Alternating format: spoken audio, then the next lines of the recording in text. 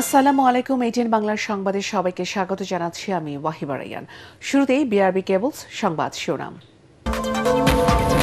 ৩৫ বছর পর এমপিদের সরাসরি ভোটে মির্জা ফখরুল রাষ্ট্রপতি নির্বাচিত।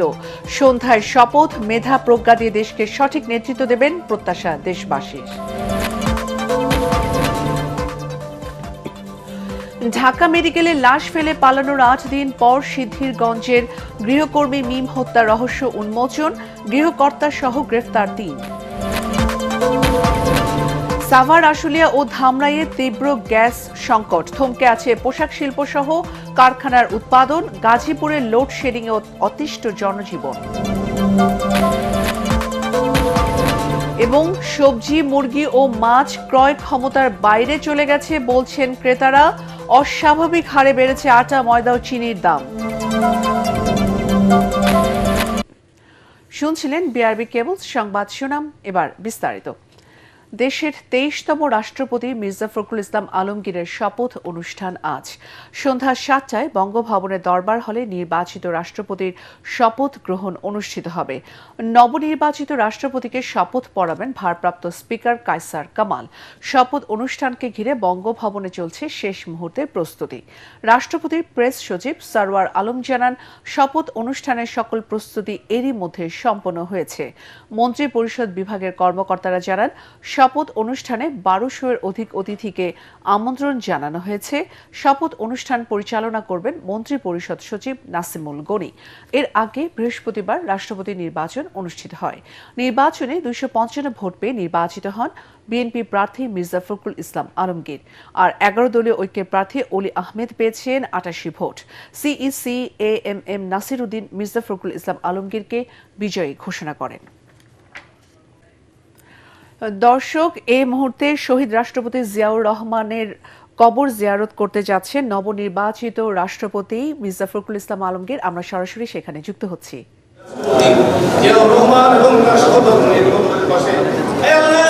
বাংলাদেশের একজন মুসলিম জননেতা, যিনি দেশের মানুষের স্বাধীনতা সার্বভৌমত্বের পক্ষে কাজ করে দেশকে স্বাধীন করেছেন, সেই মহান নেতার কবরের পাশে দাঁড়িয়ে বাংলাদেশের নবনির্বাচিত রাষ্ট্রপতি তিনি বয়সেও দেশের জন্য, দেশের মানুষের জন্য মজলুম ব্যক্তি হিসেবে মধ্যে কথা বলছেন। আজকে দেশের সর্বোচ্চ ভোট পেয়ে রাষ্ট্রপতি নির্বাচিত হয়ে আল্লাহ প্রিয় নেতা এবং নেত্রীর কবরের পাশে দাঁড়িয়ে দোয়া করছেন, মেহেরবানি করে বাঁচবো নেতার দোয়া তুমি কবর মঞ্জুর রব্বে করিম সেই রাষ্ট্রপতিকে রহমান বেগম খালেদা জিয়ার রেখে দেওয়া আদর্শ বুকে লালন করে আজকে দেশের সর্বোচ্চ জায়গায় রাষ্ট্রপতি হিসেবে নিযুক্ত হয়েছেন। আল্লাহ তুমি মানুষের কথা শোনার জন্য জীবনের সব সময় ব্যয় করে দিয়েছেন। রব্বে করিম নেতা কর্মীরা প্রশ্ন যখন করছে, চোখের পানি ছেড়ে নেতা কর্মীদের জন্য করেছেন। আমাদের মির্জা ফখরুল ইসলাম তাকে জীবনের শেষ দিন পর্যন্ত দেশ এবং জাতির কল্যাণের জন্য তুমি কবুল করে দাও। রব্বে করিম যে কাজ করলে তুমি খুশি, তোমার হাবিব খুশি, সেই কাজগুলো করার তুমি তৌফিক দান করে দাও। রব্বে করিম সেই রাষ্ট্রপতি জিয়াউর রহমান বেগম খালেদা জিয়ার অসমাপ্ত কাজগুলো মাননীয় প্রধানমন্ত্রীর সাথে থেকে আল্লাহ এই দেশ এবং জাতির কল্যাণের জন্য কবুল করে দাও। মহান স্বাধীনতা যুদ্ধ থেকে শুরু করে এই পর্যন্ত গণতন্ত্রের জন্য যারা জীবন দিয়েছে তাদের সকলকে শহীদ হিসাবে কবুল করে নাও। তাদের পরিচার টুকরা আর তুমি জান্নাতবাসী করে দাও। আল্লাহ মন্ত্রী পরিষদ সহ প্রধানমন্ত্রী সহ আল্লাহ যারা দেশ গড়ার কাজে নিয়োজিত আছেন তাদের সকলের হিম্মত আপনি বাড়িয়ে দিন। হে আল্লাহ ভালো কাজগুলো করার তৌফিক দান করে দিন। সুবহান রাব্বিকা রাব্বিল ইজ্জাতি আম্মা ইয়াসিফুন ওয়া সালামুন আলাল মুরসালিন ওয়ালহামদুলিল্লাহি রাব্বিল আলামিন। সেই সময় আমাদের জবানে তুমি জারি করে দিও লা ইলাহা ইল্লাল্লাহু মুহাম্মাদুর রাসূলুল্লাহ। লেকচার নাম করা ছিল।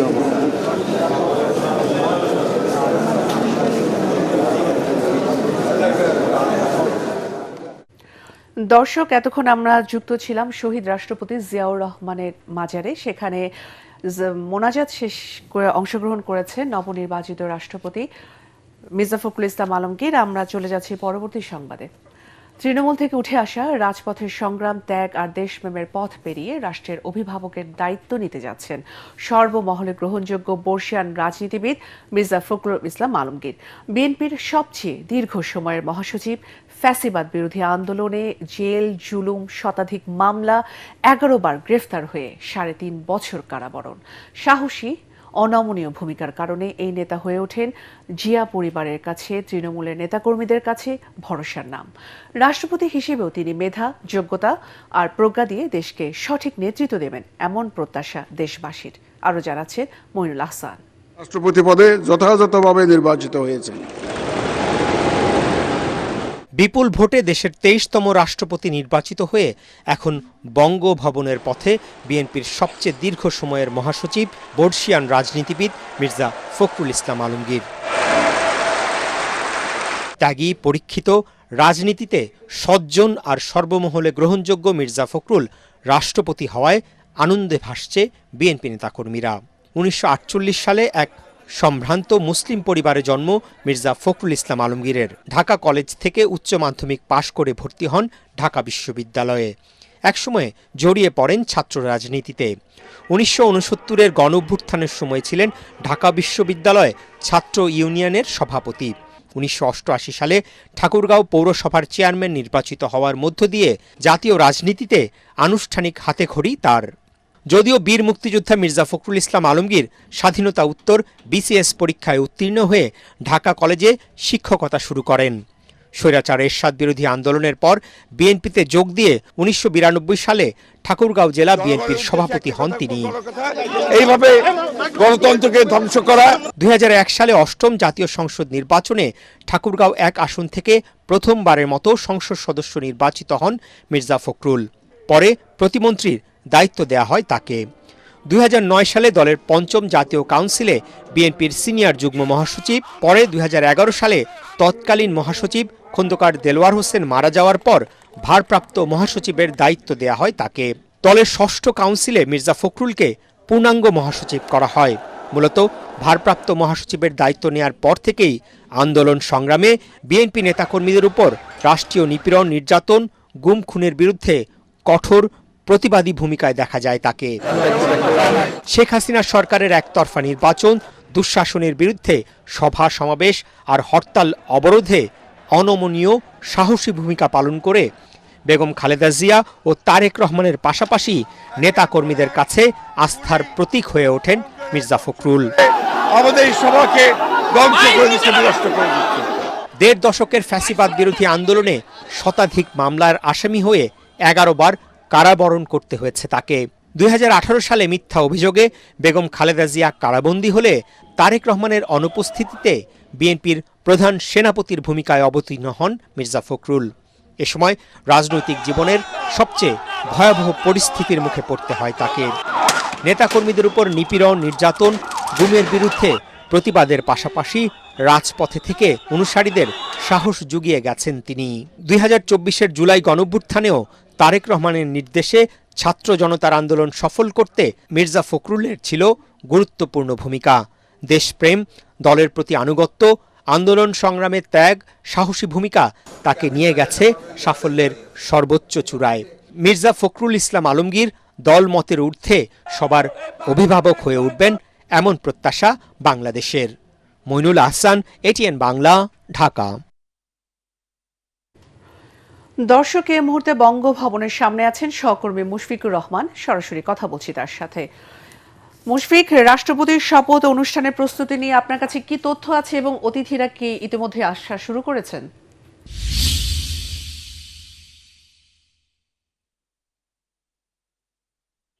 ওয়াহিবা, বঙ্গভবনের ঠিক বাইরেই দাঁড়িয়ে আছি। দেখতে পাচ্ছেন পেছনে বঙ্গভবনের মূল যে প্রবেশ দ্বার সেটি। আপনি যেটা প্রশ্ন করলেন যে রাষ্ট্রপতি শপথ অনুষ্ঠানের আসলে খোঁজ খবর, সেটা হচ্ছে এরই মধ্যে কিন্তু বঙ্গভবনের যে দরবার হল সেটা কিন্তু প্রস্তুত করা হয়েছে শপথ অনুষ্ঠানের জন্য। আর অতিথি যারা, তারা এখনো পর্যন্ত আসা শুরু করেননি, কারণ এই শপথ অনুষ্ঠানটা আসলে শুরু হওয়ার কথা রয়েছে সন্ধ্যা 7:30 নাগাদ। এবং এই শপথ অনুষ্ঠান সেটা কিন্তু আসলে পরিচালনা করবেন মন্ত্রী পরিষদ বিভাগ। মন্ত্রী পরিষদ বিভাগের সচিব নাসিমুল গনি, তিনি কিন্তু এই শপথ অনুষ্ঠানে সেটা পরিচালনা করবেন বলে আমরা এর মধ্যে জানতে পেরেছি। এবং মন্ত্রী পরিষদ বিভাগ থেকে জানানো হয়েছে যে মোট 1200 অতিথিকে কিন্তু আসলে আজকে এই শপথ অনুষ্ঠানে আমন্ত্রণ জানানো হয়েছে।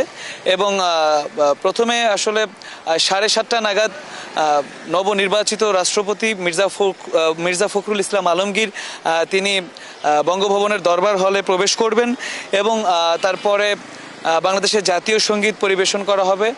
তারপরে কোরআন তেলাওয়াতের পরপরই কিন্তু আসলে তাকে শপথ বাক্য পাঠ করাবেন সংসদের ভারপ্রাপ্ত স্পিকার কায়সার কামাল। এরকম তথ্য কিন্তু এর মধ্যে আমরা পেয়েছি। এবং অতিথিরা আসলে তার কিছুক্ষণ আগেই আসলে পৌঁছানোর কথা রয়েছে। ধারণা করা যাচ্ছে যে বিকেল 5টা নাগাদ আসলে অতিথিরা আসলে আসতে পারেন, এমন একটা ধারণা করা হচ্ছে। এবং 1200 অতিথি, তাদের মধ্যে আসলে বিএনপির শীর্ষ নেতা থেকে শুরু করে বিরোধী দলীয় নেতা থেকে শুরু করে অনেকেই দাওয়াত দেওয়া হয়েছে। এবং রাষ্ট্রের গুরুত্বপূর্ণ ব্যক্তিবর্গ যারা আছেন তারা এই শপথ অনুষ্ঠানে আসলে অংশগ্রহণ করবেন। এবং আপনি জানেন যে গতকালই কিন্তু আসলে জাতীয় সংসদে 255 ভোট পেয়ে 11 দলীয় ঐক্যের যিনি প্রার্থী ছিলেন তাকে পরাজিত করে নতুন রাষ্ট্রপতি হিসেবে নির্বাচিত হন মির্জা ফখরুল ইসলাম আলমগীর। ওয়াহিবা, এই ছিল এখনকার মতো আমার কাছে বঙ্গভবনের সামনে থেকে সবশেষ খবর। মুশফিক, আপনাকে ধন্যবাদ। সিএনজি যোগে ঢাকা মেডিকেলে নিয়ে এসে মরদেহ ফেলে পালিয়ে যায় অজ্ঞাত ব্যক্তিরা। নাম পরিচয়হীন লাশ মেডিকেলের মর্গে পড়ে থাকে 8 দিন। পুলিশ অনুসন্ধানে নামার পর বেরিয়ে আসে পরিচয়। এটি নারায়ণগঞ্জের সিদ্ধিরগঞ্জের গৃহকর্মী মিমের মরদেহ। এই ঘটনায় জড়িত থাকার অভিযোগে গৃহকর্তা সহ 3 জনকে গ্রেফতার করে শাহবাগ থানা পুলিশ। পরিবারের দাবি, পাশবিক নির্যাতনের পর হত্যা করা হয় 15 বছরের কিশোরী মিমকে। বিস্তারিত জানাচ্ছেন GM তসলিম। গত 12ই আগস্ট সিসি ফুটেজে দেখা যায় সকাল 11টার দিকে ঢাকা মেডিকেল কলেজের সামনে সিএনজি থেকে একজনের মরদেহ ট্রলিতে ওঠানোর পর দ্রুত ঘটনাস্থল ত্যাগ করে একটি সিএনজি। ঘটনাটি চাঞ্চল্য সৃষ্টি করলে মৃতদেহের পরিচয়ের সন্ধানে নামে শাহবাগ থানা পুলিশ। 8 দিন পর পুলিশের অনুসন্ধানে বেরিয়ে আসে চাঞ্চল্যকর তথ্য। মৃতদেহটি নারায়ণগঞ্জের সিদ্ধিরগঞ্জ থেকে আসা মিম নামের এক কিশোরীর। কিন্তু তখনও কিশোরীটির মৃত্যুর খবর অজানা ছিল তার পরিবারের কাছে। আমার বোনকে মারা হয়েছে 12 তারিখে মারা হয়েছে, আমাদেরকে 13 তারিখে বলা হয়েছে। 13 তারিখে বলার পরে বলতেছে যে আপনার মেয়ে তো আমাদের বাসায় থেকে 25,000 টাকা নিয়ে পালিয়ে গেছে এক ছেলের সাথে। স্থানীয় এক ব্যক্তির কাছ থেকে মৃত্যুর খবর জানার পর সিদ্ধিরগঞ্জ থানায় হত্যা মামলা দায়ের করতে গেলে ভোগান্তির শিকার হয় পরিবারটি। 1 বছর আগে অভাবের তাড়নায় মিমকে ফয়সালের বাসায় কাজে পাঠায় মিমের মা। পরে বারবার যোগাযোগের চেষ্টা করেও মেয়ের খোঁজ পাননি তারা। তারপরে মেয়েটা জিজ্ঞাসা করছি, আম্মু ওরা কে তোমাকে মারে? আম্মু মারে আমাকে, এসে নিয়ে যাও, একথা বলছি মেয়েটা। এটা হত্যা, এটা পরিকল্পনাভাবে হত্যা। এটা আপনারা সুষ্ঠু তদন্ত করবেন, আইনের মাধ্যমে সুষ্ঠু তদন্ত করে সুষ্ঠু বিচার চাই আমরা। পরিবারের অভিযোগ, পাশবিক নির্যাতন করে হত্যা করা হয় মিমকে। এই ঘটনায় বাড়ির মালিক ফয়সাল সহ গ্রেফতার করা হয় 3 জনকে। আমরা যে রাজ্জাক, ফয়সাল এবং রেশমা 3 জনকে আমরা অ্যারেস্ট করছি। আর মেয়েটার গায়ে বিভিন্ন স্পট ছিল, সেই স্পটগুলো মানে দৃশ্যমান। তারপরেও আমরা অধিকতর জানার জন্য আমরা এটা ডিএনএ প্রিজার্ভ করছি এবং ফরেন্সিকে পাঠাইছি। তার বাকল সোয়াব নিছে, সোয়াবের রিপোর্ট আসলে আমরা বলতে পারবো বিস্তারিত সে আরও অন্য কিছু ঘটছে কিনা। এই ঘটনায় আসামিদের সর্বোচ্চ সাজা নিশ্চিতের দাবি জানিয়েছে মিমের পরিবার। GM Taslim, ATN Bangla, Dhaka. সাভার, আশুলিয়া ও ধামরাইয়ে দেখা দিয়েছে নজিরবিহীন তীব্র গ্যাস সংকট। শিল্প কারখানা থেকে শুরু করে সিএনজি স্টেশন এবং বাসাবাড়ি সবখানেই হাহাকার।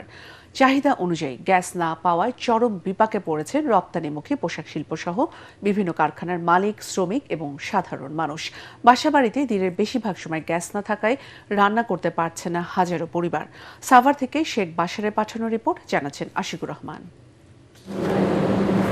সাভারে তীব্র গ্যাস সংকটে জনজীবন বিপর্যস্ত হয়ে পড়েছে। Titas gas transmission and distribution কোম্পানির আঞ্চলিক কার্যালয় জানিয়েছে, এই অঞ্চলে গ্যাসের দৈনিক চাহিদা প্রায় 862 MCFD হলেও বিপরীতে সরবরাহ মিলছে মাত্র 105 MCFDর। বিপুল এই ঘাটতির কারণে মারাত্মকভাবে ব্যাহত হচ্ছে শিল্প উৎপাদন। গ্যাসের পর্যাপ্ত চাপ না থাকায় চালু করা যাচ্ছে না অনেক বয়লার। ফলে ডাইং থেকে কাপড় শুকানো, ফিনিশিং ও আয়রনের মতো গুরুত্বপূর্ণ ধাপগুলো প্রায় অচল হয়ে পড়েছে। এরই মধ্যে প্রীতি কম্পোজিট টেক্সটাইল, মুন্নু সিরামিক্স এবং মাস্টার ক্লাসিক ওয়্যার সহ বেশ কিছু প্রতিষ্ঠানে উৎপাদন বন্ধের উপক্রম। সময় মতো বিদেশি ক্রেতাদের কাছে পণ্য পাঠানো নিয়ে দেখা দিয়েছে শঙ্কা। গ্যাসের সমস্যা, সকালে গ্যাস থাকলে রাত্রে থাকে না। গ্যাস আসে একবারে হালকা, পাক করতে অনেক কষ্ট হয়। তোরা সাভারে গ্যাসের সমস্যা, ঠিক আছে, আমরা গ্যাসের বিলও দিই, গ্যাসও সঠিকভাবে পাই না। আমরা বিল দিচ্ছি, গ্যাস পাচ্ছি না, আমরা কি করব? আছে দ্রুত এটার নিরসন করার জন্য সরকারের কাছে অনুরোধ জানাই। শিল্পের পাশাপাশি সাভারে আবাসিক এলাকাগুলোতেও চরমে উঠেছে জনভোগান্তি। দিনের অধিকাংশ সময় চুলায় গ্যাস না থাকায় রান্না করতে পারছেন না হাজারো পরিবার। এছাড়া আশুলিয়া ও ধামরাইয়েও একই অবস্থা। এদিকে গ্যাস সংকটের মারাত্মক প্রভাব পড়েছে পরিবহন খাতেও। পর্যাপ্ত চাপ না থাকায় প্রায় 20 দিন ধরে বন্ধ রয়েছে সাভারের কয়েকটি সিএনজি ফিলিং স্টেশন। এমন পরিস্থিতিতে তিতাস গ্যাস কর্তৃপক্ষের কোনো মন্তব্য পাওয়া না গেলেও সংকট নিরসনে দ্রুত পদক্ষেপের আশ্বাস দিয়েছেন স্থানীয় সংসদ সদস্য ডাক্তার দেওয়ান মোহাম্মদ সালাউদ্দিন বাবু। যেটা নিয়ে সরকার পরিকল্পনা করছে যে বিদ্যুৎ এবং গ্যাসের যে প্রেশার নেয়, সেটাও আপনি 6 মাস পরে দেখবেন যে উল্লেখযোগ্য অগ্রগতি হয়েছে। সংকট কাটাতে দ্রুত কার্যকরী পদক্ষেপ নেবে সরকার, এমনটাই প্রত্যাশা সবার। Bureau report, ATN Bangla. গাজীপুরে গ্যাস সংকটের পাশাপাশি শুরু হয়েছে তীব্র লোডশেডিং। প্রচণ্ড গরমে ঘণ্টার পর ঘণ্টা বিদ্যুৎ না থাকায় অতিষ্ঠ সাধারণ মানুষ। এর বড় প্রভাব পড়েছে গাজীপুরের শিল্প, উৎপাদন, খামার ও শিক্ষা কার্যক্রমে। বিস্তারিত মাজহারুল ইসলাম মাসুমের রিপোর্টে জানাচ্ছেন মাসুদ রানা। 1 ঘন্টা বিদ্যুৎ থাকলে পরে 1.5 ঘন্টায় গায়েব। প্রচণ্ড গরমের মধ্যে দীর্ঘস্থায়ী লোডশেডিংয়ের স্বাভাবিক জীবনযাত্রায় স্থবির হয়ে পড়েছে। গাজীপুরে 5টি উপজেলায় দৈনিক 1050 মেগাওয়াট চাহিদার বিপরীতে সরবরাহ মিলছে প্রায় 750 মেগাওয়াট। কারেন্ট লোডশেডিং এর জন্য আমরা খুবই অনেকভাবে সমস্যা ভোগ করতেছি। গ্যাস ও জ্বালানি সংকটে একদিকে ব্যাহত বিদ্যুৎ উৎপাদন, অন্যদিকে তীব্র গরমে বেড়েছে চাহিদা। এর সরাসরি প্রভাব পড়েছে গাজীপুরের শিল্প কারখানায়। ঘন ঘন বিদ্যুৎ চলে যাওয়ায় নষ্ট হচ্ছে উৎপাদনশীল কর্মঘণ্টা। কারেন্ট না থাকলে দুপুরবেলা কাস্টমার আইসেও কারেন্টের ছাড়া খাইতে চায় না, এরপরে আমার ভাত নষ্ট হয়ে যায়। বিদ্যুৎ দেখা যাচ্ছে যে কখন আসবে এটাই অনিশ্চিত, বলতে গেলে সারাদিনই থাকে না। শিল্পের পাশাপাশি কুলিং ব্যবস্থা বন্ধ থাকায় পোল্ট্রি ও ডেইরি খামারে বাড়ছে পশু পাখির মৃত্যুর ঝুঁকি। এছাড়া কারিগরি শিক্ষা প্রতিষ্ঠানে ব্যাহত হচ্ছে ল্যাব ও প্র্যাকটিক্যাল ক্লাস। পরিস্থিতি সামাল দিতে বিদ্যুৎ সঞ্চালন সক্ষমতা বাড়ানোর পাশাপাশি সাশ্রয়ী হওয়ার পরামর্শ সংশ্লিষ্টদের। বিদ্যুৎ না থাকার কারণে ছাত্রছাত্রীরা ক্লাসে বসতে পারে না, ঘন্টার পর ঘন্টা বিদ্যুৎ আমরা পাই না। এখানে কোনো লোকজন নাই, কিন্তু তারপরেও আমরা ওই বিভিন্ন সময় আমাদের সেই সুইচ অন থাকে, যার ফলে বিদ্যুতের অপচয় হয়। এই বিষয়ে যদি আমরা প্রত্যেকটা নাগরিক যদি সচেতন হই, তাহলে আশা করি বাংলাদেশ সরকার আরো ভালোভাবে দেশ চালাতে পারবে। দ্রুত বিদ্যুৎ সরবরাহ স্বাভাবিক না করা গেলে এই ঘাটতি জাতীয় অর্থনীতিতে নেতিবাচক প্রভাব ফেলবে বলে মনে করছেন সংশ্লিষ্টরা। Bureau report, ATN Bangla. মাসের ব্যবধানে অস্বাভাবিক হারে বেড়েছে নিত্য প্রয়োজনীয় পণ্য, আটা, ময়দা, চিনি এবং পোলাও চালের দাম। এছাড়াও অধিকাংশ পণ্যের দামই আগের মতোই আছে। সবজি, ব্রয়লার মুরগি এবং মাছের দাম ক্রয় ক্ষমতার বাইরে বলছেন ক্রেতারা। মনির হোসেন তপু রিপোর্ট। 320 টাকা হুইল কিনছি, এই মাসের প্রথমে ডজন কিনছি 370 টাকা, আজকে আনলাম 400 টাকা। আমার বেতন 1 টাকা বাড়ছে। পোলার চুল কিনছি 160 টাকা, এখন 230 টাকা। আর ওনা টিভিতে বসে কি করতেছে, টিভিতে বসে বলতেছে কোনো জিনিসের দাম বাড়ে নাই, আমরা কোনো মতো দালালি নেই। বাজার করতে এসে এই ক্রেতার মতোই দিশেহারা অনেকেই। পণ্যের দাম এতটাই চড়া যে আয়ের সাথে কুলানো যাচ্ছে না। আমরা দুইজনে চাকরি করি, যে কারণে টাইম করে একটু চলা যায় আর কি, এছাড়া না। রাজধানীর বিভিন্ন বাজার ঘুরে দেখা যায় সরকার নির্ধারিত মূল্যের চেয়ে বেশি দামে বিক্রি হচ্ছে চিনি। এই পণ্যের 50 কেজির বস্তায় 300 থেকে 400 টাকার মতো বেড়েছে বলে দাবি খুচরা বিক্রেতাদের। এক শ্রেণীর কিছু অসাধু ব্যবসায়ী আছে, তারা কি করে, তারা মার্কেটে একটা ক্রাইসিস সৃষ্টি করে, হঠাৎ করে চিনির অবস্থাটা এরকম হয়ে গেছে। এদিকে 1 মাসের ব্যবধানে প্যাকেটজাত আটা ও ময়দার দামও কেজিতে বেড়েছে 10 টাকা। এর ময়দা তো নাই, প্যাকেট এসিআই ময়দা যেটা বাজার লোকাল ময়দা এটি 146 টাকা কিনা, আমাদের 150 টাকা বিক্রি। আর তেল এটি আগে রেডি আছে, তেল কোনো বাড়ে না, তেলের গত সপ্তাহে যে রেট ও কোনো রেট। এদিকে অস্বাভাবিক হারে বেড়েছে পোলাওয়ের চালের দাম। 1.5 মাস আগেও প্যাকেটজাত এই চাল বিক্রি হতো 150 টাকা, যা এখন বিক্রি হচ্ছে 230 টাকায়। যেটা আমরা বিক্রি করতাম 130 থেকে 40 টাকা, সে পোলার চাল এখন 210 টাকা।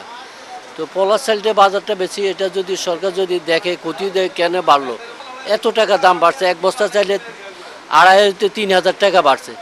সবজি, মাছ, মাংস ও ডিমের দাম এখনও উচ্চ মূল্যেই আটকে আছে। ব্রয়লার বিক্রি হচ্ছে 190 টাকা কেজি, ডিমের ডজন 140 টাকা। মনির হোসেন তপু, এটিএন বাংলা, ঢাকা। বাংলাদেশ থেকে 1000 ট্যাক্সি চালক নিতে চায় সংযুক্ত আরব আমিরাতের স্বনামধন্য প্রতিষ্ঠান দুবাই ট্যাক্সি। চলতি বছরে মোট 6000 কর্মী নিতে চায় মধ্যপ্রাচ্যের দেশটি। বাংলাদেশ থেকে কর্মী প্রেরণের দায়িত্বে থাকা আল আনাস ওভারসিজের ব্যবস্থাপনা পরিচালক জানান, সরকারের বিদেশে দক্ষ কর্মী প্রেরণের লক্ষ্যে কাজ করছে প্রতিষ্ঠানটি। আর প্রবাসী কল্যাণ প্রতিমন্ত্রী জানান, প্রধানমন্ত্রীর মধ্যপ্রাচ্য সফরের মাধ্যমে কর্মী পাঠানোর বিষয়টি স্বাভাবিক হবে। তরিক ইসলামের রিপোর্ট। তারেক রহমানের নেতৃত্বে সরকার গঠনের পর গত মে মাসে বাংলাদেশ থেকে 6000 ড্রাইভার নেয়ার কথা জানায় সংযুক্ত আরব আমিরাতের দুবাই ট্যাক্সি কোম্পানি। তারই ধারাবাহিকতায় এবার 1000 ড্রাইভার নিতে চায় দুবাই ট্যাক্সি। দুবাই ট্যাক্সির চাহিদা মতো এরই মধ্যে প্রায় 2000 দক্ষ ড্রাইভার পাঠানোর কথা জানায় বাংলাদেশ থেকে কর্মী পাঠানোর দায়িত্বে থাকা রিক্রুটিং এজেন্সি আল আনাস ওভারসিজ। স্বল্প সময় ও কম খরচে ভিসা পাওয়ায় খুশি দুবাই ট্যাক্সিতে নিয়োগ পাওয়া কর্মীরা। দুবাইতে ড্রাইভিং ভিসা যাচ্ছি, দুবাই ট্যাক্সি কোম্পানিতে। আমার যেতে সময় লাগছে 2.5 মাসের মতো। আমার 2জন রিলেটিভ গেছে আগে থেকে, যে তারাই বলতেছে ওরা ওইখানে কর্মরত আছে। যারা সঠিক তাদেরকে দিয়েছে, আলহামদুলিল্লাহ আমরা ভিসা পেয়েছি, আমি অনেক খুশি। প্রতিষ্ঠানটির ব্যবস্থাপনা পরিচালক জানান, দুবাই ভিসা বন্ধ এমন অপপ্রচারে বাধাগ্রস্ত হচ্ছে দেশটিতে চাহিদা মতো কর্মী পাঠানো। 6000-এর ভেতরে আমরা মোটামুটি 2,500-3,000 চলে গেছে অলরেডি, এখনও যাচ্ছে। আর মহোদয়ের সহযোগিতা যদি থাকে তো সামনে এই যে ইন্টারভিউ একটা আছে 29-30 তারিখের ভিতরে এখানে 1000 কভার করে দেব, এবং এই সালের ভিতরে আমরা 6000 কর্মী পাঠাইতে সক্ষম থাকব। প্রবাসী কল্যাণ প্রতিমন্ত্রী জানান, দেশটিতে বর্তমান ভ্রমণ ও বাণিজ্যিক ভিসা বন্ধ থাকলেও দুবাই ট্যাক্সি কোম্পানিতে ভিসা পেতে কোনো বাধা নেই। ওইখানে আমাদের অনেক বাংলাদেশি কাজ করে, এই কোম্পানির প্রায় 70%ই ওয়ার্কার বাংলাদেশি। সেখানে গিয়ে কেউ প্রতারিত হবে না, কাজবিহীন থাকবে না, এটা মোটামুটি বলা যায়। দুবাইয়ে অনেকে মনে করে যে ভিসা বন্ধ আছে, কিন্তু বন্ধ না, একেবারে বন্ধ না, কিছু চালু আছে। সেক্ষেত্রে ট্রান্সগার্ড, দুবাই ট্যাক্সি এরা নিচ্ছে। বর্তমানে দুবাই ট্যাক্সিতে কর্মরত আছে প্রায় 8000 বাংলাদেশি। আগামী 29 ও 30 আগস্ট ঢাকার বাংলাদেশ কোরিয়া কারিগরি প্রশিক্ষণ কেন্দ্রে কোম্পানির প্রতিনিধির মাধ্যমে সরাসরি সাক্ষাৎকার ও বাছাই প্রক্রিয়া অনুষ্ঠিত হবে। তরিক ইসলাম, এটিএন বাংলা, ঢাকা। এখন পূবালী ব্যাংক বাণিজ্য সংবাদ।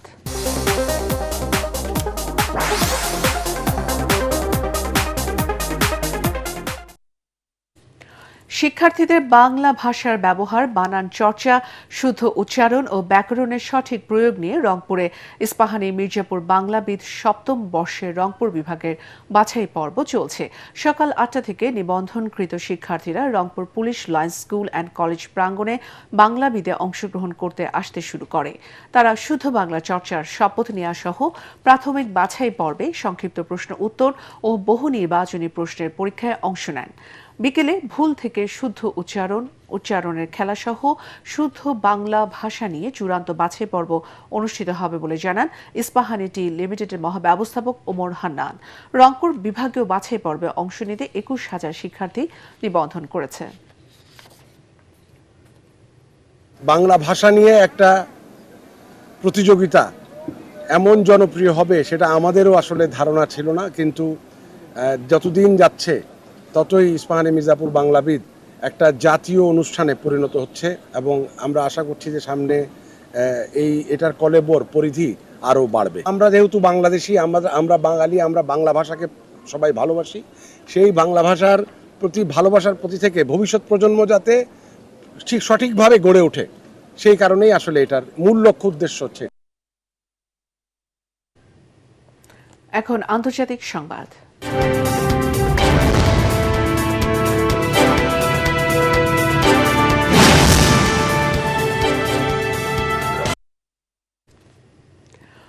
পাকিস্তানের শীর্ষ আদালতের আদেশের পর কারাবন্দী সাবেক প্রধানমন্ত্রী ইমরান খানকে চিকিৎসা সেবায় রাওয়ালপিন্ডিতে আদিয়ালা কারাগার থেকে রাজধানী ইসলামাবাদের একটি বেসরকারি হাসপাতালে স্থানান্তর করা হয়েছে। স্থানীয় সময় শুক্রবার ভোরে সর্বোচ্চ আদালতের নির্দেশে গঠিত একটি স্বাধীন মেডিকেল বোর্ডের অধীনে চিকিৎসা সেবা দিতে ৭৩ বছর বয়সী এই নেতাকে কঠোর নিরাপত্তার মধ্য দিয়ে শাফি ইন্টারন্যাশনাল হাসপাতালে নেওয়া হয়। বিষয়টি নিশ্চিত করেছে তার দল পাকিস্তান তেহরিকে ইনসাফ পিটিআই। রাজধানীর মধ্যবাড্ডায় ZNRF ইউনিভার্সিটি অফ ম্যানেজমেন্ট সায়েন্সে উৎসব মুখর পরিবেশে অনুষ্ঠিত হল নবীন বরণ। সভাপতিত্ব করেন বিশ্ববিদ্যালয়ের vice chancellor professor doctor M Jubaidur Rahman. বিশেষ অতিথি ছিলেন রাশিয়ান হাউস বাংলাদেশের ডিরেক্টর মিস আলেকজান্দ্রা এ খেলভনয়।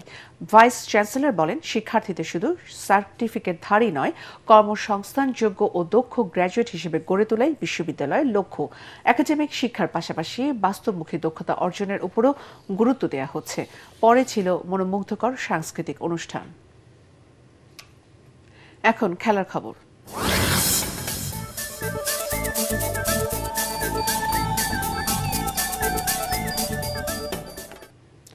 ডারউইনে ইতিহাস করার পর এবার অস্ট্রেলিয়াকে হোয়াইট ওয়াশের স্বপ্ন।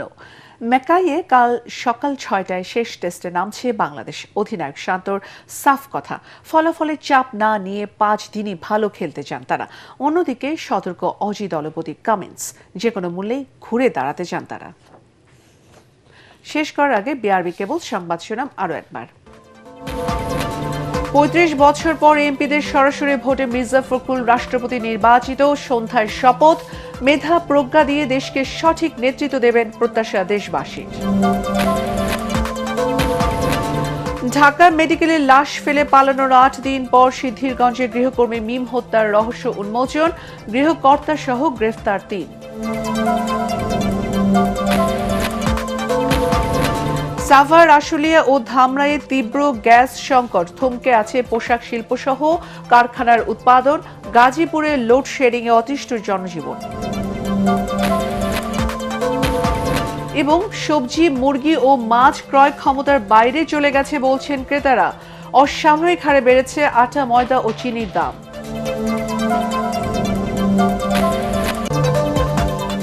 পরবর্তী সংবাদ দেখার আমন্ত্রণ জানিয়ে এখনকার মতো শেষ করছি। এটিএন বাংলার সংবাদ ইউটিউবে দেখতে ব্রাউজ করুন youtube/ATN Bangla News। ধন্যবাদ।